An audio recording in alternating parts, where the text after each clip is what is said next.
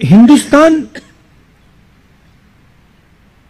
को जो नरेंद्र मोदी ने विजन दिया था 2014 में, वो विजन फेल हो गया है। जो हिंदुस्तान की सबसे बड़ी स्ट्रेंथ है, हमारे युवा, जिसको डेमोग्राफिक डिविडेंड कहते हैं। पूरी दुनिया में लोग कहते हैं कि देखिए हिंदुस्तान के पास डेमोग्राफिक डिविडेंड है, उसको नरेंद्र मोदी जी, बीजेपी ने डेमोग्राफिक डिजास्टर में कन्वर्ट कर दिया है।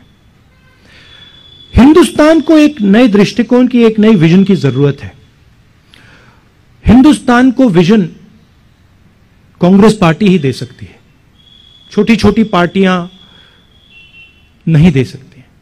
और बीजेपी का जो विजन है वो देश का विजन नहीं है, वो पूरे देश को दिख रहा है। अगर आप कहें कि भाई हम आपको विजन देना चाहते हैं और फिर आपने 40 साल में सबसे ज्यादा बेरोजगारी पैदा कर दी, तो देश का विजन नहीं हो सकता है। तो हम इस बात को एक्सेप्ट करते हैं कि हिंदुस्तान को एक नए दृष्टिकोण, एक नए विजन की जरूरत है, और शुरुआत उत्तर प्रदेश से होती है। और अगर उत्तर प्रदेश को एक नया विजन नहीं दिया गया तो हिंदुस्तान को एक नया विजन नहीं दिया जा सकता है। इसीलिए हमने पूरी कोशिश की है कि हम उत्तर प्रदेश के युवाओं को एक नया रास्ता, एक नई स्ट्रैटेजी दें। यह हमारा लक्ष्य है। रोजगार की बात पर, रोजगार कहां से पैदा होता है, कैसे बनता है? दो एरियाज होते हैं। एक होता है सरकारी नौकरियां, दूसरा होता है प्राइवेट सेक्टर। सरकारी नौकरियों के बारे में आप किसी भी कांग्रेस के स्टेट को देख लीजिए और जनरली आपको दिखेगा कि हम ज्यादा से ज्यादा नौकरियां कमिट करते हैं और दिलवाते हैं। और दूसरी बात, जो प्राइवेट की बात हुई, रोजगार स्मॉल और मीडियम बिजनेसेस से आता है, रोजगार बड़े बड़े बिजनेसेस से कम आता है। बीजेपी की स्ट्रेटेजी, और आप ये किसी भी दुकानदार से पूछ लीजिए, किसी भी ज्वेलर से पूछ लीजिए, किसी भी छोटे व्यापारी से पूछ लीजिए, बीजेपी की स्ट्रेटेजी छोटे व्यापारी को खत्म करने की है।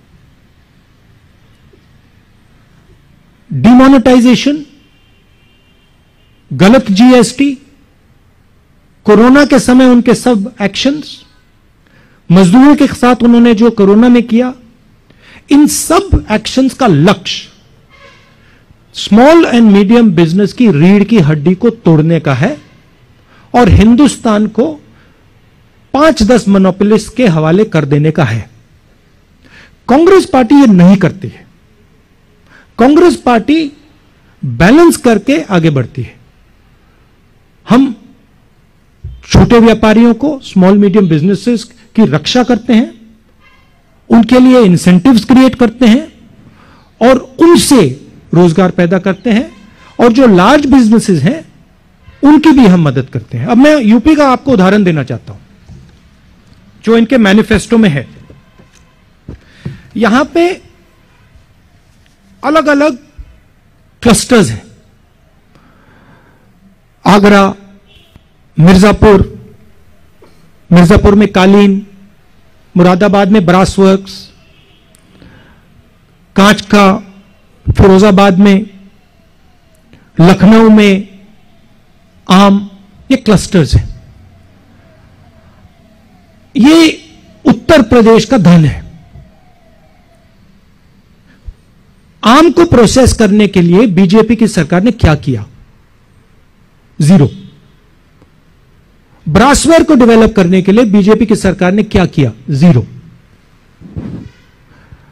ये सब क्लस्टर्स को आप देख लीजिए, ये यूपी की शक्ति है। हम इन क्लस्टर्स को अनलॉक करना चाहते हैं। हम इन क्लस्टर्स में जो छोटे व्यापारी हैं, स्मॉल मीडियम इंडस्ट्री है, उनकी मदद करना चाहते हैं, और इन क्लस्टर्स के थ्रू हम यूपी को रोजगार दिलवाना चाहते हैं। बीजेपी यह काम कर नहीं सकती है और करना नहीं चाहती। बीजेपी 2-3 उद्योगपतियों को बड़े बड़े कॉन्ट्रैक्ट्स पकड़ाना चाहती है। यह फर्क है। तो आपने कहा कि हमारे स्टेट्स से हमने कौन से उदाहरण लिए हैं। प्रियंका जी ने आपको समझाया कि हमने अलग अलग उदाहरण अलग अलग स्टेट से लिए, मगर मैं आपको कह रहा हूं कि अगर आपकी सेंट्रल स्ट्रेटजी, आपकी नीयत ही गलत है, तो आप रोजगार पैदा ही नहीं कर सकते हो। और अगर आप आज देखें कि 14 करोड़ हिंदुस्तान के युवाओं ने रोजगार खोया है, इसका कारण डिमोनेटाइजेशन, गलत जीएसटी और कोरोना के समय जो सरकार ने एक्शंस लिए वो है। और कांग्रेस पार्टी इस तरीके का काम कभी नहीं कर सकती।